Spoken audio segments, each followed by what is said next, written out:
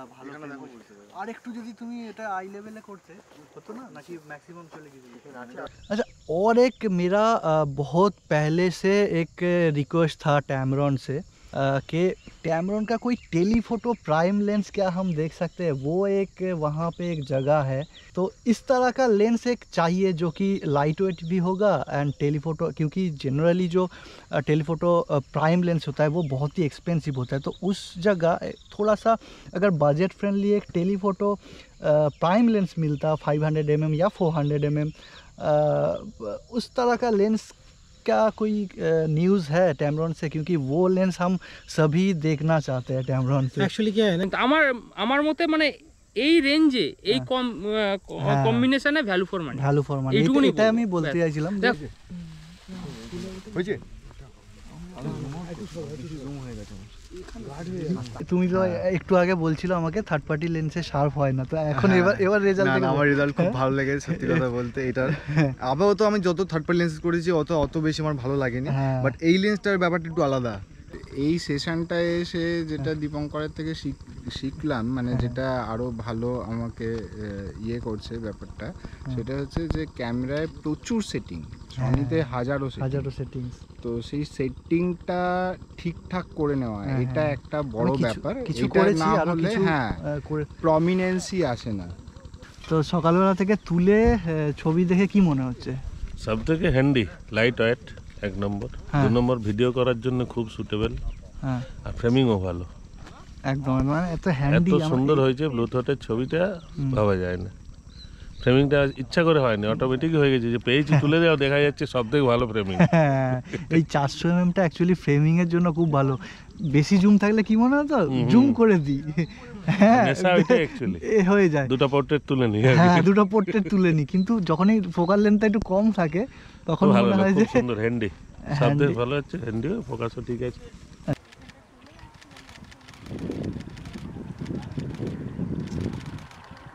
বিশেষ করে হাতি তো বড় সাবজেক্ট, তো সেই সময় যদি আমাদের 600 mm থাকে এবার সামনে হাতির চোখ আসবে, তো এই ক্ষেত্রে আমি বলবো 18300 বা 18400 এই লেন্সগুলো খুবই মানে ইভেন 70-200 বা রেঞ্জটা খুব যদি তুলতে যাই সেই পাখিটা একদম ডিটেইল, তাহলে সেটা ছবিটা দাঁড়াবে না, কোনো মানে হয় না, কারণ সেটা আমি বাড়ির পাশে পুকুর থেকে এত দূর বাঁকুড়ায় এসে ওটা তোলার কোনো মানে হয় না। এখানে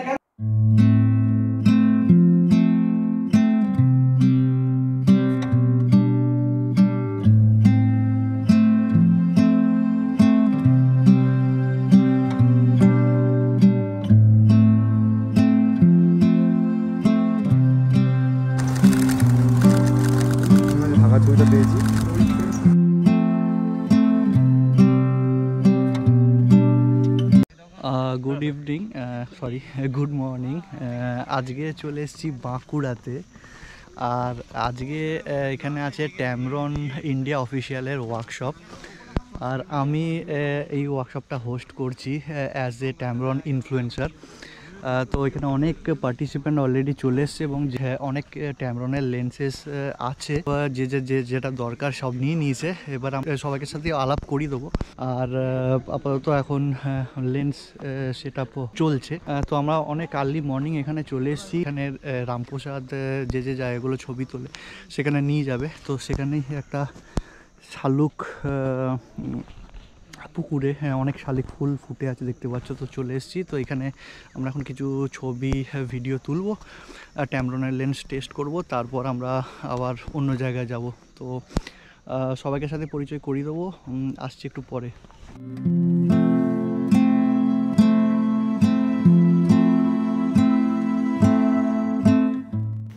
जी माउंट का है ना, ठीक है, और 2 पेपर दे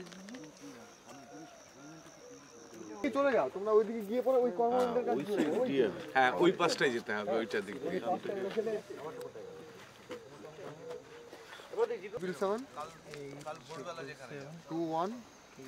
15500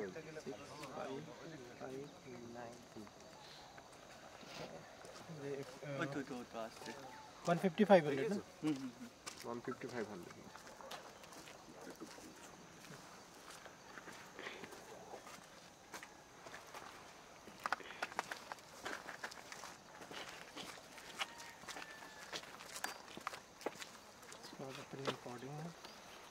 एक मिनट पहले इसका सीरियल नंबर आप पकड़ेंगे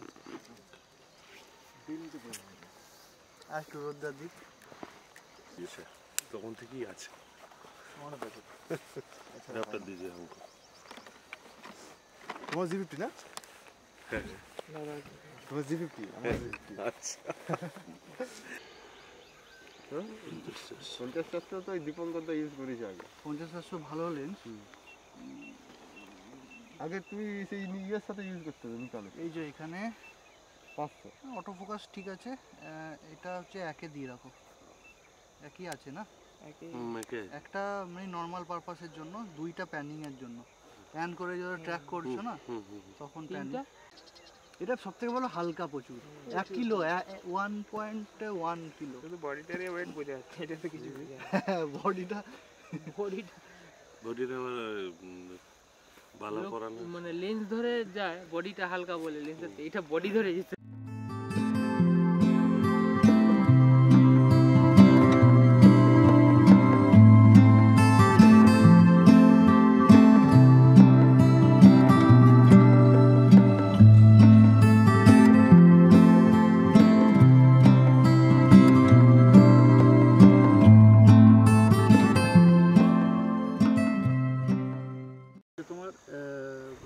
ফোকাস পয়েন্টটা স্মল স্পট আছে এই দেখো এখানে আমি এটা ট্র্যাক করলাম তো এই দেখো এটাকে একটু টিপে আছি F1 এই দেখো আমি যাই করবো ওখানে কিন্তু ফোকাস আছে দেখো হ্যাঁ এবার এখানে ধরো তুমি পাখি আছে কোনো পাখি গায়ে করলে পাখিটা যে উঠবে তোমাকে খালি ফ্রেমে রাখতে হবে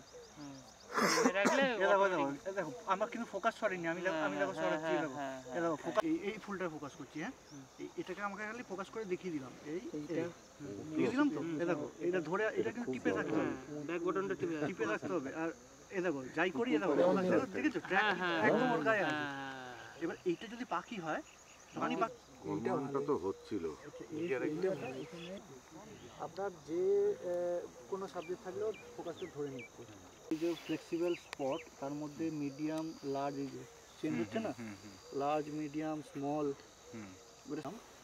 এইটাতেই তো দীপঙ্কর দা রামপ্রসাদটা নিয়েছিল আরেকটা দিন আছে এইটা দিয়ে ফোকাস হবে তখন আপনাকে কি করতে হবে এটা ওর গায়ে ফোকাস পয়েন্টটা রেখে আপনাকে ওর সাথে সাথে ওটাকে মুভ করতে হবে তখন ওটাকে ট্র্যাক করবে স্পটে এবার আপনি যদি ট্র্যাকিংয়ে ফেলে দেন এখানে ট্র্যাকিং আছে এই যে পয়েন্ট আছে তার সারাউন্ডে আবার ফোকাস পয়েন্টগুলো অ্যাক্টিভ আছে দেখুন মানে একটা ছোট আছে তার চারিপাশে আরো ফোকাস পয়েন্টগুলো অ্যাক্টিভ আছে তাই তো একটা ভালো আর একটু যদি তুমি এটা আই লেভেলে করতে হতো না নাকি ম্যাক্সিমাম চলে গিয়েছিল আচ্ছা এগুলো জুম করেছি আমি এই ফ্রেমটা রাখবো বলে না আচ্ছা আচ্ছা হ্যাঁ হ্যাঁ আর একটুখানি তোমাকে একটু এইদিকে হ্যাঁ এরকম লাগবে হ্যাঁ আমি ওগুলোকে ইয়েতে যখন হ্যাঁ হ্যাঁ হ্যাঁ হ্যাঁ ওরকম ঠিক আছে আর একটু যদি আই লেভেলে যাও আরেকটু আই লেভেলে যাওয়া যেত না তো আমি তো ঢালে ছিলাম ওটা ঢালে ছিল রাখছি চলো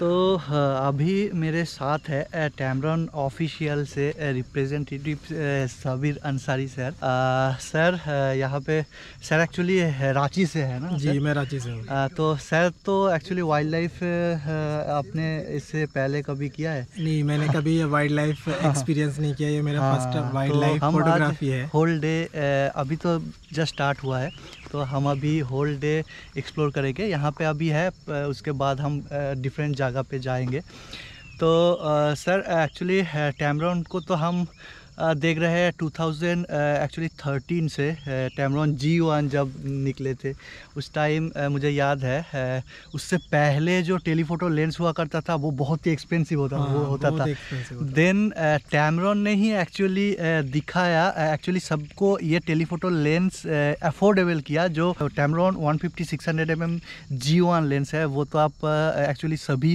लोग यूज़ करते थे क्योंकि वही फर्स्ट 600 mm रेंज का लेंस था जो अफोर्डेबल टैमरॉन ने बनाया है तो उसके बाद हम DSLR से मिररलेस अभी अपग्रेड हुए हैं अभी टैमरॉन का। उसके G2 तो G2 भी बहुत अच्छा लेंस था, वो लेंस भी मैंने बहुत दिनों से यूज़ किया। मेरा रिव्यूज़ वीडियोस है, आप लोग बहुत उस वीडियो में आप प्यार भी दिए। एंड नाउ ये टाइम है मिररलेस का ज़माना है, तो मिररलेस का भी बहुत रेंज में टैमरॉन का लेंसेस है, जैसे कि 150-500 400 है और 70-300 है, 18-400 है ना, 28-400 है, 28-300 है, 18-300 है, 18-300। हाँ हाँ हाँ। तो जो मेन चीज़ है, सारे लेंस बहुत ही लाइट वेट है, ये सबसे इम्पॉर्टेंट चीज़ है कि टैमरॉन का 150-500 mm लेंस सिर्फ 1.7 किलो, तो बहुत इवन जो 50-400 mm लेंस है वो सिर्फ 1.1 किलो, तो बहुत ही लाइट वेट है। एंड लाइट वेट होने का একটা সুবিধা আছে যে আমি সারা দিন ধরে লেন্সটাকে ক্যারি করতে পারবো, ছবি তুলতে পারবো বা ফ্লাইট শটের জন্য অপেক্ষা করতে পারবো, যেটা ভারী লেন্স হয় না। আরও ট্যামরনের যেটা মেন আমি দেখেছি, যেটা আমাদের টেলিফোটো লেন্সে বা জুম লেন্সে বিশেষ করে দরকার হয়, সেটা হচ্ছে ফ্লেয়ার রিফ্লেকশনের প্রচুর প্রবলেমস আছে। তো সেই কারণে ট্যামরনের যেটা BBAR coating, broadband anti reflection coating, G2, हाँ G2 जनरेशन 2 मतलब नया वाला, ওই কোটিনটা জন্য আমি যেহেতু 150-500 এবং 50-400 দুটো লেন্সই ইউজ করেছি এবং দুটো BBR জেনারেশন 2 কোটিনের জন্য একদমই রিফ্লেকশন আসে না, এবং আমি সেটা রিভিউ অবশ্যই বলেছি সেটা। আর একটা ব্যাপার যেটা আমাদের টেলিফোটো লেন্সে মেন দেখা যায় হচ্ছে ক্রোম্যাটিক অ্যাব্রেশন। ক্রোম্যাটিক অ্যাব্রেশন খুবই কমন, যে কোনো टेलीफोटो लेंस से कम बेशी कम ज़्यादा क्रोमैटिक एब्रेशन देखने को मिलता है। तो क्रोमैटिक एब्रेशन के लिए टैमरॉन का जो लो डिस्पर्शन ग्लास, इवन जो 150-500 mm लेंस है उसमें 5 लो डिस्पर्शन ग्लास है and 1 extra low dispersion glass है। एक्चुअली जो एक्स्ट्रा लो डिस्पर्शन ग्लास है उसका जो प्रॉपर्टीज़ है क्रोमैटिक एब्रेशन को रिड्यूस करने का, वो बहुत ही ज़्यादा होता है। तो 5 low dispersion glass and 1 extra low dispersion glass. আর এই কারণে আমি ওই লেন্সটা দিয়ে যখন অ্যান্টি লাইটে বা ব্যাক লাইটে ছবি তুলেছি, তো তখন একদমই মিনিমাল ক্রোম্যাটিক অ্যাব্রেশন, মানে জাস্ট দেখা যাবে না এরকম ক্রোম্যাটিক অ্যাব্রেশন পেয়েছি, এবং যেটুকুও আসে সেটুকুও পোস্ট প্রোডাকশানে খুবই তাড়াতাড়ি রিমুভ করা যায়। तो যাই হোক, এখন अब तो टैमरॉन का सोनी माउंट, निकॉन माउंट का तो देखने को बहुत सारा लेंसेज मिल रहा है। हाँ, अभी आ रहा है। तो कैनन का अभी क्या प्लान है? वो अभी कैनन के लिए भी अभी धीरे धीरे लाइनअप स्टार्ट हुआ है। अभी हम लोगों ने कैनन के लिए कैनन R माउंट के लिए 1120 f2.8 हम लोगों ने लॉन्च किया है, वो APS-C बॉडी के लिए है लेंस। तो धीरे धीरे लाइनअप स्टार्ट हुआ है, तो होप कि आगे भी कुछ ऐसा देखने को या फिर हम लोगों को कैनन यूज़र को भी मिलेगा, ताकि वो लोग भी अफोर्ड कर पाए अच्छे खासे जूम लेंसेज। तो इन फ्यूचर ऐसा कुछ लाइनअप स्टार्ट होने वाला है। अच्छा, हम जैसे वाइल्ड लाइफ फोटोग्राफर्स के लिए अभी 150-500 50-400 वो सारे लेंस आएगा ना इन फ्यूचर, शायद हो सकता है लाइनअप हो जाए, क्योंकि अभी धीरे धीरे स्टार्ट हुआ है। अच्छा, और एक मेरा बहुत पहले से एक रिक्वेस्ट था टैमरॉन से, बहुत सारा आप लोगों का भी रिक्वेस्ट होगा कि टैमरॉन का कोई टेलीफोटो प्राइम लेंस क्या हम देख सकते हैं? वो एक वहाँ पे एक जगह है, तो इस तरह का लेंस एक चाहिए जो कि लाइट वेट भी होगा एंड टेलीफोटो, क्योंकि जनरली जो टेलीफोटो प्राइम लेंस होता है वो बहुत ही एक्सपेंसिव होता है। तो उस जगह थोड़ा सा अगर बजट फ्रेंडली एक टेलीफोटो प्राइम लेंस मिलता 500 mm या 400 mm, उस तरह का लेंस क्या कोई न्यूज़ है टैमरॉन से? क्योंकि वो लेंस हम सभी देखना चाहते हैं टैमरॉन से। एक्चुअली क्या है ना कि टैमरॉन जो है बहुत ही रिसर्च करके किसी भी लेंस को बनाती है। तो ये आप सारे जितने भी लेंसेज हैं ना, वो सारे टैमरॉन फोटोग्राफर्स और जितने भी फोटोग्राफर्स उन सारे को फीडबैक लेने के बाद उसके बाद वो हमारे जितने भी देखेंगे आप फोकल लेंथ के लेंसेज सारे काफ़ी स्टैंडर्ड है और बहुत हटके हैं।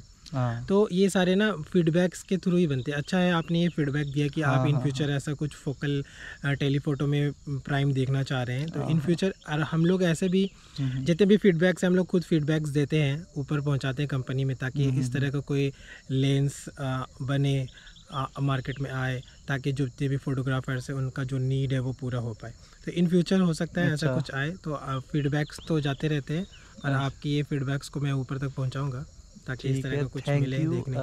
वो लेंसটা मुझे बहुत মানে অনেক দিনে আমি ট্যামরন থেকে দেখতে চাইলাম, কারণ বলতে চাই যে আমি মানে অনেক ব্র্যান্ডেরই লেন্স ইউজ করেছি, কিন্তু ট্যামরনের যে গ্লাসের क्वालिटी एक्चुअली मैं बताना चाहता हूँ कि टैमरन जो कंपनी है वो 1950 से स्टार्ट हुआ था।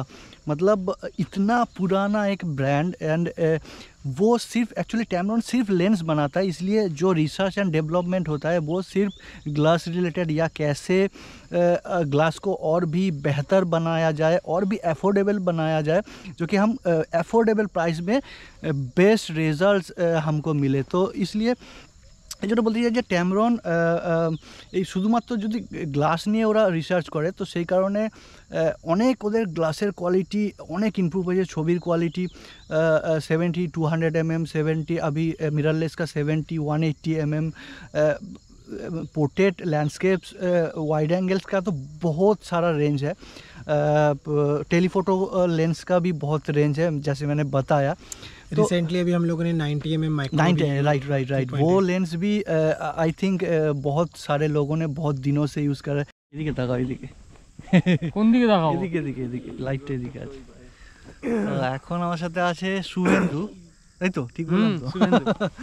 তো শুভেন্দু নতুন এখন সনি A7 Mark IV নিয়েছে, আর তার সাথে সাথে ট্যামরন 150 to 500 mm লেন্স নিয়েছে। আর আজকে সেটা প্রথম হাতে খড়ি হচ্ছে, একদম একদম আজকে প্রথম সেটা নিয়ে হাতে খড়ি হয়েছে এবং সকালে জাস্ট 1 ঘন্টা 2 ঘন্টা ছবি তুলেছে। তো প্রথম ফার্স্ট মানে কেমন লাগছে আগে বলো একদম ফ্র্যাঙ্কলি বলতে, প্রথমত আমি থার্ড পার্টি আগে কি ইউজ করতে বলো? আগে ইউজ করতাম Z6, তার সঙ্গে 200-500। আচ্ছা, ওতে আমার প্রচুর সমস্যা হয়েছে, 1.5 বছর ইউজ করেছি। FTZ1 ছিল, তো অলওয়েজ ম্যানুয়াল ফোকাস করতে হতো। মানে পাখি এরকম হয়েছে, পাখি এসে বসেছে, ফল খেয়েছে, উড়ে গেছে, তারপর পাতায় ফোকাস নিয়েছে, ফলে ফোকাস নিয়েছে। তো খুব ফেড আপ হয়ে গেছিলাম আস্তে আস্তে। আমার ইচ্ছা ছিল Z6 Mark II নাহলে Mark III নেয়ার। তারপরে দীপঙ্কর দা বললো ওর থেকে ভালো হবে হচ্ছে সোনি নিতে। আর ওর সঙ্গে ট্যামরনটা খুব এখন নতুন উঠেছে মিররলেসের জন্য। হ্যাঁ, মানে ভারী, এটা ধরো ভারীতে একটু সমস্যা ছিল, তো ভারীর জন্য আমি বলেছিলাম একটু লাইট ওয়েটের কি লেন্স হয়, তখন দাদা বললো যে না ট্যামরনটা নেয়ার জন্য। তো একদম পারফেক্ট, মানে এখন মনে হচ্ছে বডির থেকে ক্যামেরা লেন্সের ওজনটা কম। এই হচ্ছে একদম একদম আজকে ফার্স্ট ইউজ হচ্ছে একদম। আনবক্সিংটা করেছিলাম, একটা ভালো, খুবই ভালো এক্সপিরিয়েন্স। দেখা যাক আগে ফোকাসিং স্পিড নিয়ে কোনো কথা হবে না এখনো পর্যন্ত আমার মতে। মানে এই রেঞ্জে এই কম্বিনেশনে ভ্যালু ফর মানি, এটা আমি বলতে চাইছিলাম। দেখো এই হচ্ছে ক্যামেরা লেন্সের হচ্ছে কোনো রেঞ্জ হয় না, প্রথম কথা। যেমন গুড় তেমন মিষ্টি, একদম। সুতরাং ওই লেভেলে ভেবে তো লাভ নেই, দেখতে হবে যে আমার বাজেটটা কি আছে, এই রেঞ্জে এই বাজেটে আমার দিক থেকে এটা ভ্যালু ফর মানি। একদম একদম ঠিক আছে। আজ আরো ছবি এখন উঠবে, তারপরে সেগুলো রেজাল্টগুলো দেখাবো এবং তারপরে আরো তোমার থেকে একদম একদম একদম জেনুইন ফিডব্যাক। তাই কই ভর্তি করে দিই, হ্যাঁ কোম্পানি দিয়ে চলবে, এটা কেমন দরকার। এই তো ভিডিও আছে, সব দারুণ সার্ভিস, পার্চ হয়ে গেল, পার্চে বসলো।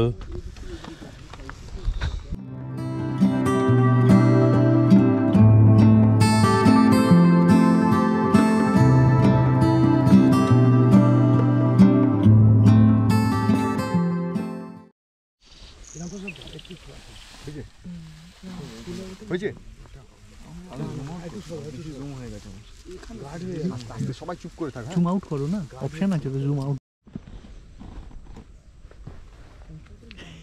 আমার ছবি না, পাখির ছবি দেখাও। এটা তো আমি এক্সপার্ট।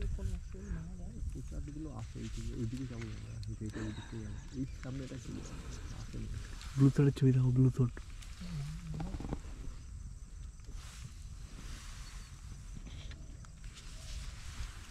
ও দারুণ ফ্রেম, এই কম্পোজিশনটা লাগবে। উঠেছে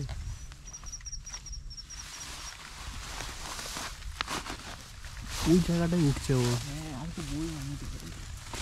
আচ্ছা, এখন অঙ্কুশ ভাই নিকন Z50 ইউজ করছে, আর ও এখন নিয়েছে, হ্যাঁ, আর ও তার সাথে নিয়েছে, ও নিজেই বলেছিল আমাকে যে 150-500 ট্রাই করার খুব ইচ্ছা ছিল, তো ওর জন্য সকাল থেকে 150-500টা ওকে দিয়েছি।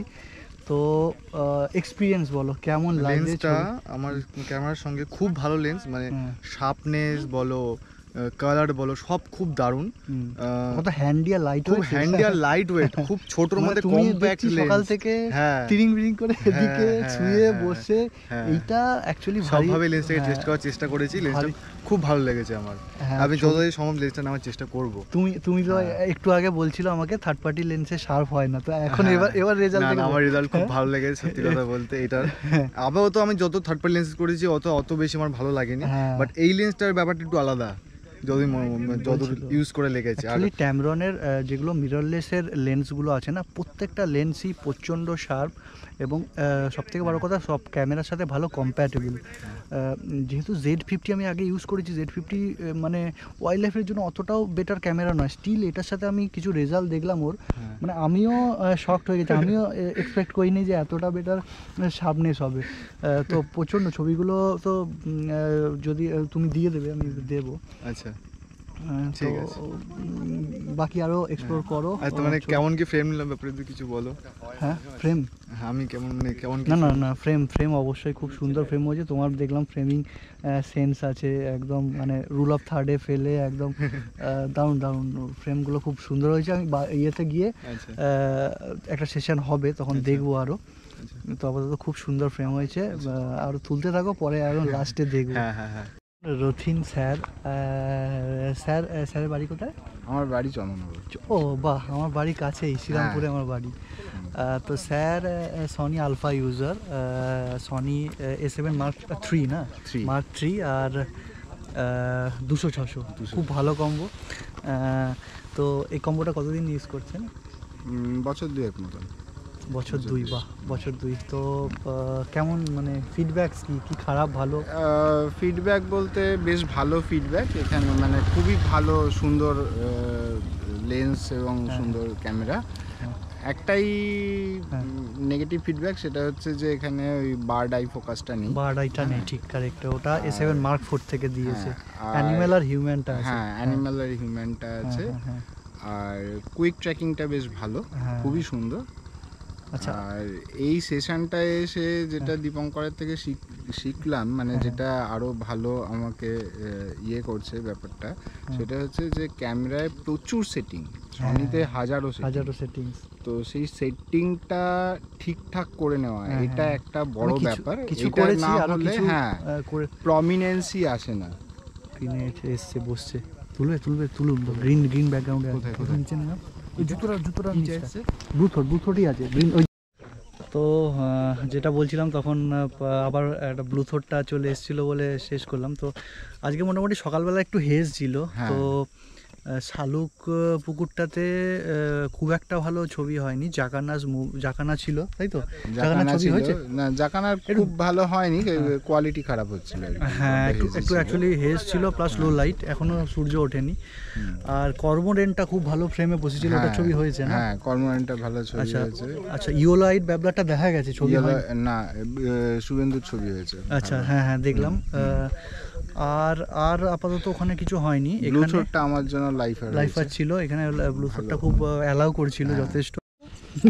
জিবাটা দেখাচ্ছে নাকি? আমাদের ব্রেকফাস্টে কি আছে? পিনাট বাটার, পাউরুটি, ডিম, কলা আর একটা করে বাঁকুড়ার রসগোল্লা, সিদ্ধ ডিম বললো, সিদ্ধ ডিম। সঞ্জীব গিয়েছিল। তো এখন আমার সাথে আছে অমৃতদা বাঁকুড়াতেই থাকে। অমৃতার সাথে সুন্দরবন ট্যুরে দেখা হয়েছিল না? তো জুলাই মাস। অমৃতা রিসেন্টলি নিকন D500 ছিল না, 500 থেকে নিকন Z8 আপডেট করেছে, কিন্তু এখনো লেন্স কোনো কেনেনি, অ্যাডাপ্টার দিয়ে 200-500 ইউজ করছো না? 200-500 ইউজ করছিলাম, আজ তো আজকে ট্যামরন এসছে, তো আমি বললাম যে তোমার একটা হালকা লেন্স দিচ্ছি 50-400, একদম কম্প্যাক্ট ছোট্ট মনে হচ্ছে না, 400 mm। তো সকালবেলা থেকে তুলে ছবি দেখে কি মনে হচ্ছে? সব থেকে হ্যান্ডি, লাইট ওয়েট, 1 নম্বর। 2 নম্বর ভিডিও করার জন্য খুব সুটেবল। হ্যাঁ, আর ফ্রেমিংও ভালো একদম, মানে এত হ্যান্ডি, এত সুন্দর হয়েছে ব্লুটুথের ছবিটা ভাবা যায় না। ফ্রেমিংটা ইচ্ছা করে হয়নি, অটোমেটিক হয়ে গেছে, যে পেজ তুলে দেওয়া দেখা যাচ্ছে সব থেকে ভালো ফ্রেমিং। এই 400 mm-টা অ্যাকচুয়ালি ফ্রেমিং এর জন্য খুব ভালো। বেশি জুম থাকলে কি মনে হতো, জুম করে দিই, হ্যাঁ হয়ে যায়, দুটো পোর্ট্রেট তুলে নিই। হ্যাঁ, দুটো পোর্ট্রেট তুলে নিই, কিন্তু যখনই ফোকাল লেন্থটা একটু কম থাকে তখন মনে হয় যে সুন্দর হ্যান্ডি, সব থেকে ভালো হচ্ছে হ্যান্ডি, ফোকাসও ঠিক আছে। আচ্ছা,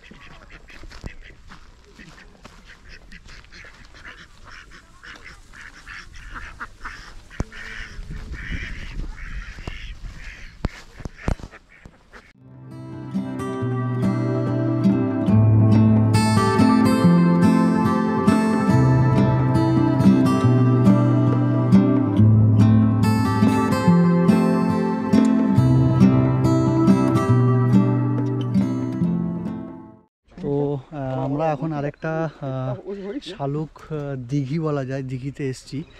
তো এখানে অনেক লিটিল গ্রেভ আছে, পিজান্টেল জাকানা আছে, আর কমন কিংফিশার আছে। এগুলোই খুব ভালো শালুক ফুলের সাথে ফোরগ্রাউন্ড ব্যাকগ্রাউন্ড নিয়ে ছবি হচ্ছে, আর সবাই অনেকক্ষণ ধরে প্রায় 1-1.5 ঘন্টা 2 ঘন্টা ধরে সবাই সেটা তুলতেই ব্যস্ত। আর হচ্ছে শালুক ফুলের মধ্যে ফড়িংয়ের ড্যামসেল ফ্লাই না এগুলো, ড্যামসেল ফ্লাইয়ের খুব সুন্দর মেটিংয়ের ছবি হচ্ছে, কম্পোজিশন করা যাচ্ছে আই লেভেলে শাপলা ফুলের সাথে। আর হচ্ছে কমন কিংফিশারে এখন আপাতত দেখা দেয়নি, কিন্তু লিটল গ্রিভেরও খুব ভালো ভালো সবাই ছবি পেয়েছে। তো সবাই এখন এটাতেই ছবি তুলতে ব্যস্ত।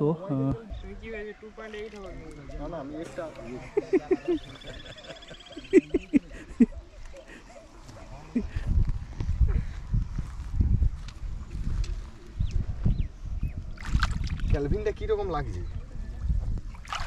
আরে ওটা রতে আছে, তুমি চেঞ্জ করে নেবে।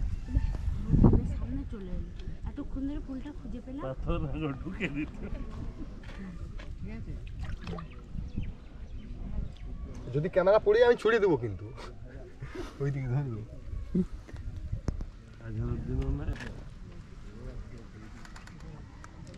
ওকে রিল বানিয়ে দাও এরকম।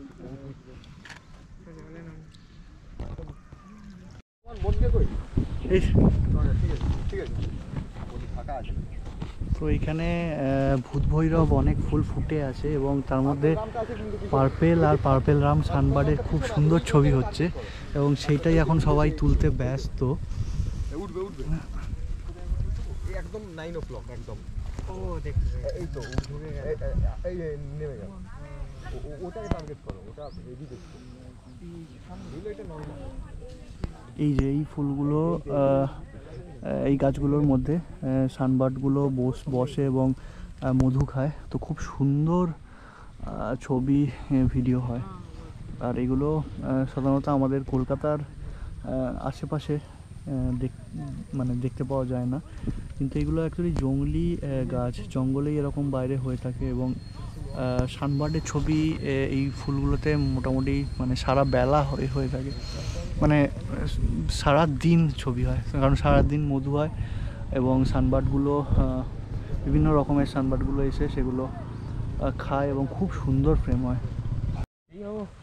ছবি স্টিকে ফোকাস নিচ্ছে না বলছো তো, ফোকাস নিচ্ছে না, ফোকাস না নিলে কি করবে, ওটার আশেপাশে কোনো একটা পার্চে ফোকাস, ওটাই করছি আমি। হ্যাঁ, দিয়ে তারপর ওটাকে তুলছি, নিচে করে ওটাকে তুলে। ধরো ইনফিনিটিতে ফোকাসটা হয়ে রয়ে গেল, হট করে সামনে একটা সরু ডাল থাকলে এটা যে কোনো লেন্সের অনেক সময় ফোকাস করতে অসুবিধা।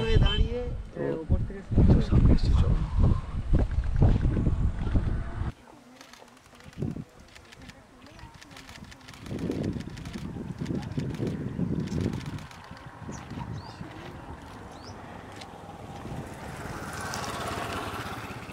আমরা এখন খাওয়া দাওয়ার পর সবাই মিলে চলে এসেছি শুশুনিয়া, এবং পাহাড়ের ওপর আমরা উঠছি। অনেকে আসেনি কারণ সারাদিন ছবি তুলে অনেকে ক্লান্ত হয়ে গেছে, তো যারা যারা ঘুরে গেছে আর ছবিও তো এখন পাহাড়ের উপর উঠছি, দেখা যাক। এখানে সুন্দর শাল জঙ্গল এবং রাস্তাটাও খুব সুন্দর, রাস্তাটা খুব সুন্দর পাথুরে, আর সামনে মানে অ্যাকচুয়ালি পাহাড়ের ওপরেই আমরা আছি, আরও উঁচুতে ওঠা যাবে এবং যতটা যাওয়া যায় আমরা যাচ্ছি। দেখা যাক এখানে কি কি পাওয়া যায়। সবাই ভাত খেয়ে একটুখানি ঝিমিয়ে পড়েছে, পাচ্ছে না বলবো না, শুতে পারলে হয়। কিন্তু জায়গাটা কেমন লাগছে? খুব সুন্দর জায়গা, অসাধারণ জায়গা, ল্যান্ডস্কেপ আছে, ওয়াইল্ড লাইফ আছে, তোমরা যদি চাও প্রি ওয়েডিংও করতে পারো, আছে সব আছে। কিন্তু এখন যেহেতু শীতকাল, কিছু আবার পিকনিক পার্টিরও পার্টি চলছে, যেটা একদম মানে নর্মাল সময় একদম ফাঁকা থাকে। কিরম প্রসাদ এখানে কি পাওয়া যেতে পারে? রকি গোলাউল পাবো আমরা এখানে? ছিল 2 বছর আগে, ওই উঁচুটায় না, সে আমরা উঠেছিলাম। হ্যাঁ 1-2 বছর আগে অবধি ছিল। এখন হ্যাঁ রকি গোলাউলটা শুনেছি নাকি এই আদিবাসীরা মেরে খেয়ে নিয়েছে। হ্যাঁ আদিবাসীরা একটা খেয়ে নিয়েছে, একটা চলে গেছে। अच्छा तो कि आप लोग इस वर्कशॉप में पार्टिसिपेट किए। मेरा नाम मोहम्मद शबीर अंसारी है और मैं टैबरॉन से मार्केटिंग एग्जीक्यूटिव। तो ये मेरा भी पहला एक्सपीरियंस है, पता नहीं आप लोगों का पहला है या फिर कैसा है, नहीं मेरे को आइडिया नहीं है। अब ये आइडिया आप लोग शेयर करिएगा सब अपना कैसा रहा आज का। तो बेसिकली मैं खड़ा हूँ टैबरॉन को रिप्रेजेंट करने। तो टैबरॉन को आप लोग सारे लोग जानते ही हैं, क्योंकि आप लोग अगर वाइल्ड लाइफ अफोर्डेबल प्राइस में अवेलेबल हुआ मार्केट में, वो सिर्फ और सिर्फ टैबरॉन की वजह से हुआ। क्योंकि स्टिल हम लोग अभी टैबरॉन के बहुत सारे लेंसेज यूज़ करते हैं। यहाँ पे बहुत सारे मतलब मोस्टली सारे यूजर्स तो टैबरॉन यूज़ कर ही रहे हैं। कितना मेगापिक्सल्स है अगर हम फोटोग्राफी रिलेटेड ले रहे हैं, कितने मेगापिक्सल्स है, लेंस का क्वालिटी, हाँ ठीक है, लेंस का क्वालिटी में ग्लास का क्वालिटी हम लोग ये चीज़ बेसिकली हम लोग ध्यान नहीं देते हैं। इन शॉप डेमोन्स्ट्रेशन मतलब जो कैमरा वगैरह बेचते हैं ना, तो मैं ही डेमोन्स्ट्रेट करके बेचता हूँ। तो 8 साल का एक्सपीरियंस है। जितने भी फोटोग्राफर्स का मैंने मतलब फेस टू फेस किया या मैंने सेल, लेकिन अभी कुछ ऐसे लेंसेज आ रहे हैं, टैबरॉन लेके आ रही है, जिसके अपर्चर भी मतलब काफ़ी वाइड अपर्चर में लेंसेज अवेलेबल है। जैसे 35-150 काफ़ी बेटर है, जिसके वजह से उसका जो रिजल्ट है वो अच्छा होता है, जिसकी वजह से वो सारे कंपनीज जो भी है वो उसको प्रीफर करती है। दूसरा हो गया आपका तीसरा चीज़ कोटिंग्स है ना। DSLR के कैमरास कौन यूज़ किए? आप यूज़ किए? सब किए ना। जब हम लोग मतलब लाइट के अगेंस्ट फोटोग्राफी करते थे, तो उस टाइम में हम लोगों के पास ना वो फ्लेयर होता था बहुत ज़्यादा। फ्लेयर होस्टिंग समझ रहे हो? होस्टिंग या फ्लेयर आएगा, ठीक है।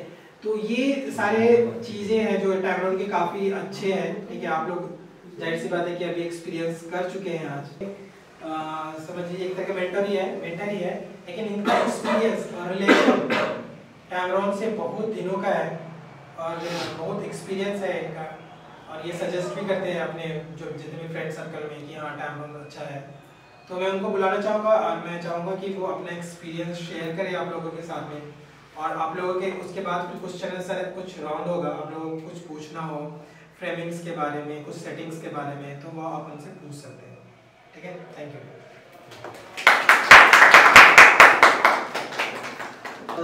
ফার্স্ট অফ অল ট্যাবরন ইন্ডিয়া অফিসিয়ালকে থ্যাংক ইউ এরকম একটা ওয়ার্কশপ অর্গানাইজ করার জন্য, কারণ এরকম ওয়ার্কশপ অর্গানাইজ করেছে বলেই সবাই আবার আমরা মিলিত হলাম, অনেক ছবি তুললাম। ট্যাবরন আমি ইনফ্লুয়েন্সার মোটামুটি প্রায় হয়ে গেল 5 বছর থেকে আমি ইউজ করছি। এবং আমি যখন প্রথম শুরু করি, মানে আমি আর একটু হিস্ট্রিতে বলতে চাই, ট্যাবরন কিন্তু অনেক মানে পুরোনো কোম্পানি, মানে স্থাপিত হয়েছিল 1950-এর কোম্পানি।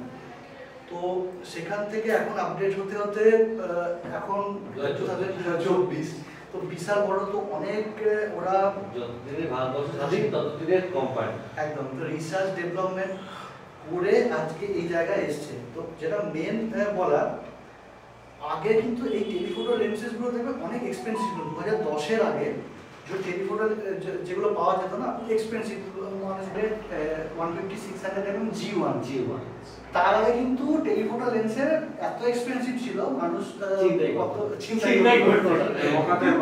ওই G1 অ্যাফোর্ডেবল করলো, তখন থেকে মানুষ G1 এর বিভৎস সাকসেস।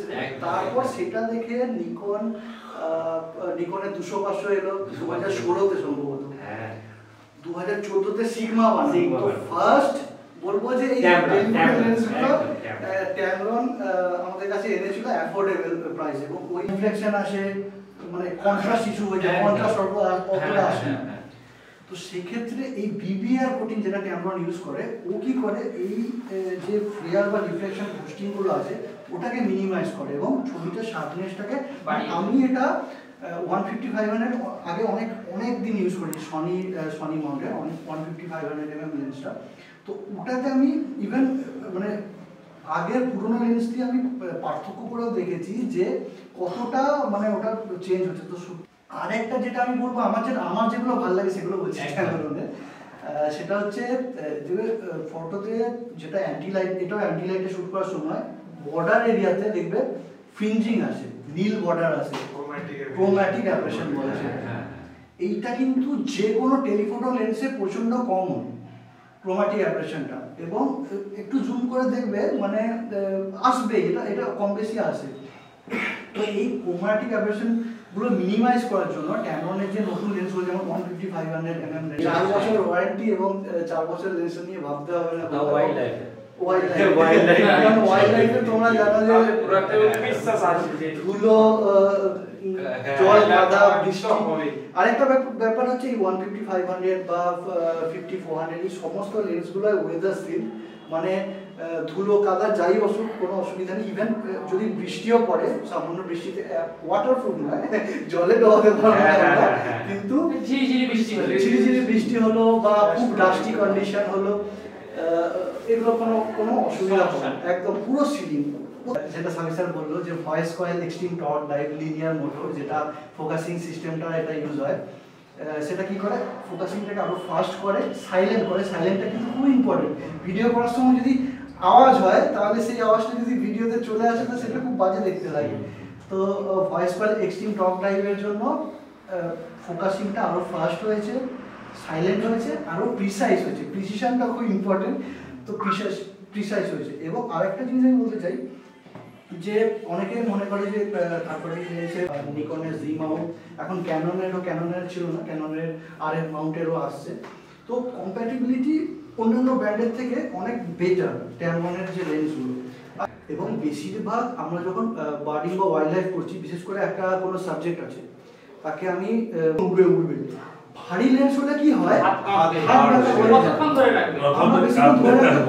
এইখানে যাদের কম মানে হালকা লেন্স তাদের কিন্তু অ্যাডভান্টেজটা হয়ে যায়, কারণ যত হালকা লেন্স হবে তত বেশি ফোকাল লেন্থের লেন্সটা যেহেতু বেশি হয়ে যাচ্ছে, অনেক সময় মানে হাতির ছবি, বিশেষ করে হাতি তো বড় সাবজেক্ট, তো সেই সময় যদি আমাদের 600 mm থাকে এবার সামনে হাতির চোখ আসবে,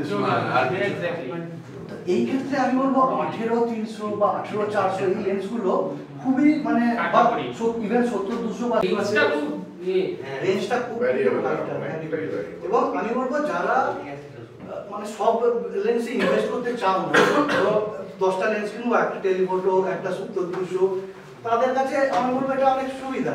একটা লেন্স কিনলাম, হঠাৎ এই ওয়ার্কশপে বলেছে, তো অঙ্কুশ আমাকে বলেছিল যে 150-500 mm-টাও টেস্ট করার ইচ্ছা আছে, তো আমি আগে থেকে বলে রেখেছিলাম ট্যাবলনকে, তো ওকে পুরোপুরি দিয়ে দিচ্ছি। তো সারাদিন অনেক ছবি তুলেছো, দেখতেই পাচ্ছি, তেমন একটা দারুণ কম্পোজিশন।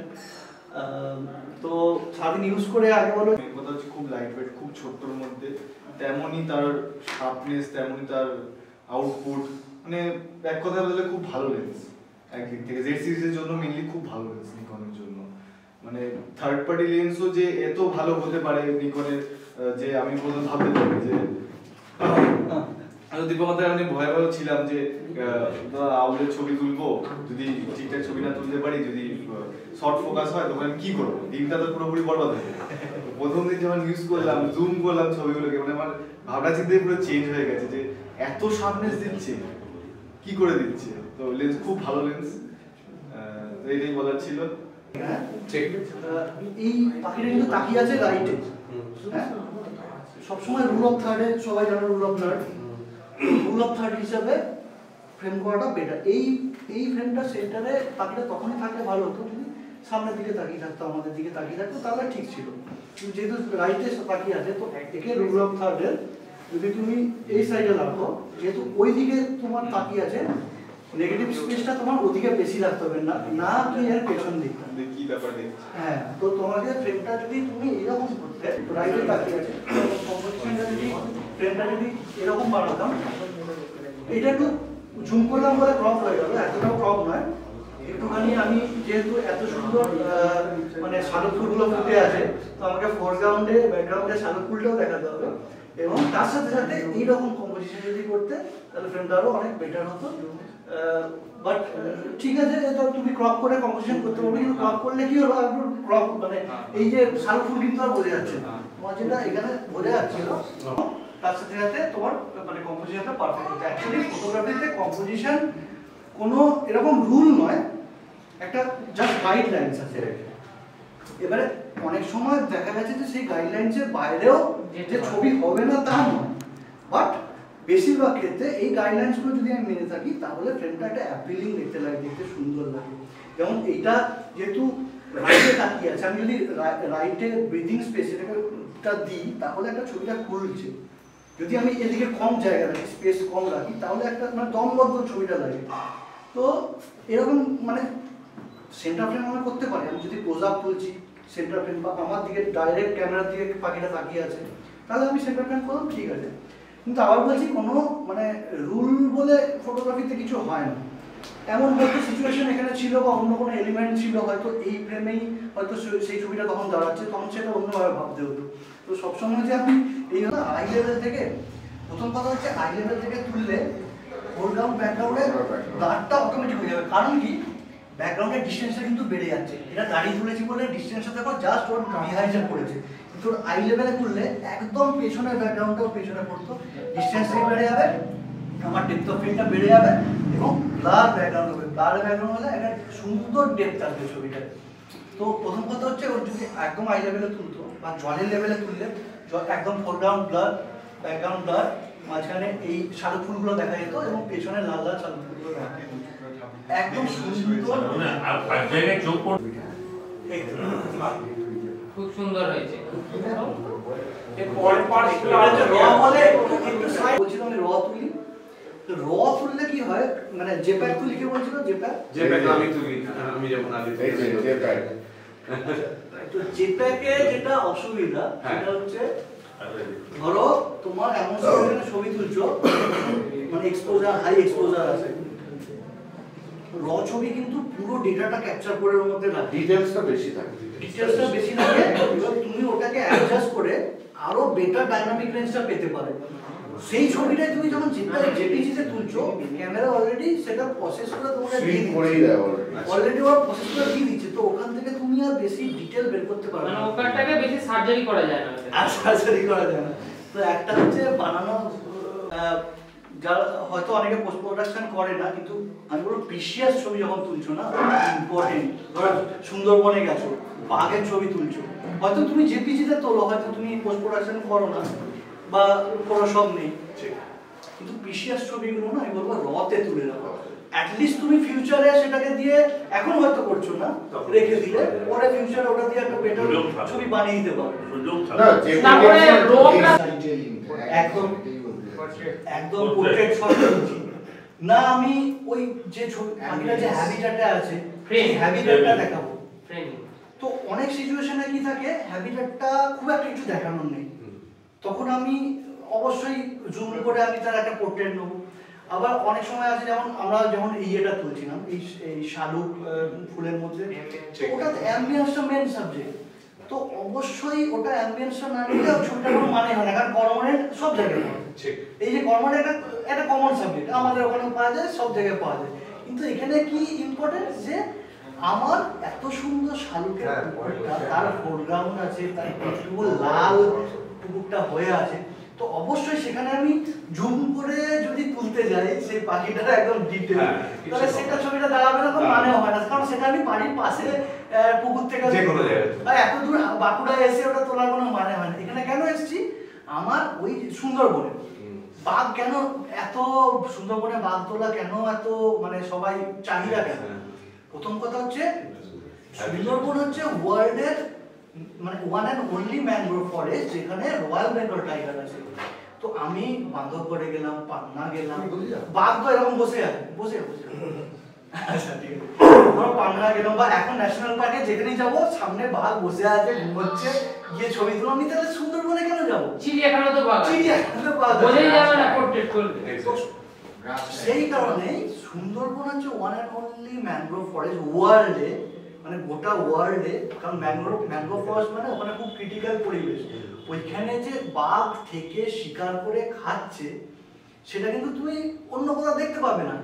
এবং সেই কারণে অনেকে যদি সুন্দরবনে গিয়ে বাঘের পোর্ট্রেট ছবি তোলে তাহলে তার কোনো মানে হয় না, কারণ সেটা তুমি চিড়িয়াখানা তুলতে পারো বা কোনো ন্যাশনাল পার্কে গিয়ে তুলতে পারো, বা এখন তো সব ন্যাশনাল, ইন্ডিয়া সব ন্যাশনাল পার্কে তোমার বাঘ এরকম বসে আছে, হাঁটছে, খাচ্ছে, ঘুমোচ্ছে, বোঝাই যাবে না যে চিড়িয়াখানা। সেই কারণে সুন্দরবন যখন ছবিটা তুলছো তখনই অবশ্যই তোমাকে ম্যানগ্রোভটাকে দেখাতে হবে। যত তুমি ভালোভাবে ম্যানগ্রোভ ফরেস্টের সাথে বাঘটাকে দেখাতে পারবে যত ভালো, অবশ্যই সেটা একটা লাকেরও ব্যাপার আছে যে কিরকম পজিশনে বাঘটা থাকবে। তো সেই সময় বাঘটাকে দেখে বা হ্যাঁ এটা মানে পুরোপুরি তোমার হাতে নেই, সেই সময় সেখানে যেমন ফ্রেমিং হবে সেই অনুযায়ী তোমাকে কম্পোজিশন করে যদি তুমি যত সুন্দরভাবে সেই ম্যানগ্রোভটাকে তার সাথে বাঘটাকে দেখাতে পারবে তত তোমার ভালো হবে। তো প্রথম কথা হচ্ছে তোমার কি চাই সেটা তোমাকে আগে ডিসাইড করতে হবে, এবং ডিসাইড শুধু এটা নয় মানে আমি সুন্দরবনে গিয়ে অবশ্যই চাইবো না যে বাঘের চোখের ছবি তুলি, তার কোনো মানে নেই। তো সেই যেখানে যাবে আগে সেই জায়গায়, যেমন এইখানে আমি করমন্ডের ওখানে চাইবো না যে করমন্ডটাকে জুম করে শুধু করমন্ডের একটা পোর্ট্রেট তুলি, হ্যাঁ কোনো শালিক ফুল দেখা যাচ্ছে না, শুধু করমন্ড দেখা, কোনো মানে হয় না। তো অবশ্যই যে জায়গায় যাচ্ছি সেই জায়গাটা একদম ইম্পর্টেন্ট, এবং সেই জায়গাটার সাথে সাথে ওর হ্যাবিটেটটা, তবেই ছবিটা এই অ্যাওয়ার্ড উইনিং ছবিগুলো কেন হয়, ওই যত ভালো একটা স্টোরি ক্রিয়েট করতে পারে না এটা দিয়ে তত ছবিটা বেশি অ্যাপিলিং হয়, এবং যত রিয়াল মুভমেন্ট হয় তত কিন্তু অ্যাওয়ার্ড উইনিং মানে অ্যাওয়ার্ড হওয়ার চান্স, মানে যেটা কেউ দেখেনি এরকম মুভমেন্ট যত তুমি ক্রিয়েট করতে পারবে। এবং তার জন্য তোমাকে অবশ্যই সেই সময় এইটা ভালো ফটোগ্রাফার আর খারাপ পার্থক্য যে সেই সময় তোমাকে ডিসাইড করে নিতে হবে তাড়াতাড়ি করবে, এবং অবশ্যই শুধু ডিসাইড করলে হবে না, তোমার ক্যামেরা সেটিংসের প্রতিও নলেজ থাকতে হবে, তবেই তুমি ছবিটা তুলতে পারবে। তুমি সবই জানো যে এটাই পাবে, কিন্তু তুমি ফোকাস করতে পারলে না, এখন মোটামুটি 8:18 বাজছে আর আমরা ডেস্টিনেশনে পৌঁছে গেছি, কিন্তু বিশাল কুয়াশা, কিচ্ছু দেখা যাচ্ছে না সামনে। এখানে ওপেন চাষের জমি বা ওপেন গ্রাসল্যান্ড, আর এখানে একটা পাহাড় আছে, তো এখানেই রক ঈগল আউল আছে একটা।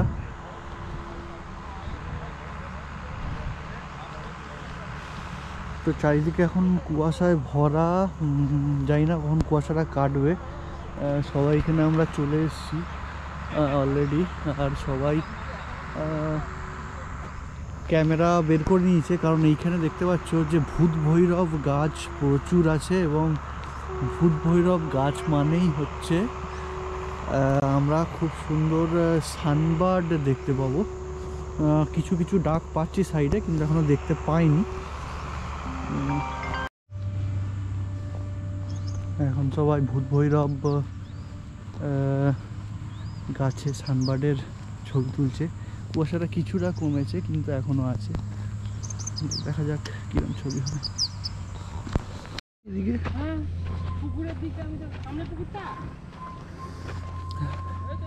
क्या है यहाँ पे? ডাব আছে কিছু একটা।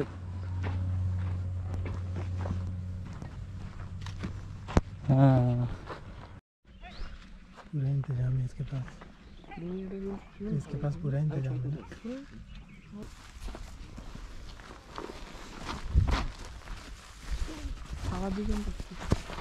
প্রচুর পাহাড় উতরাই चलो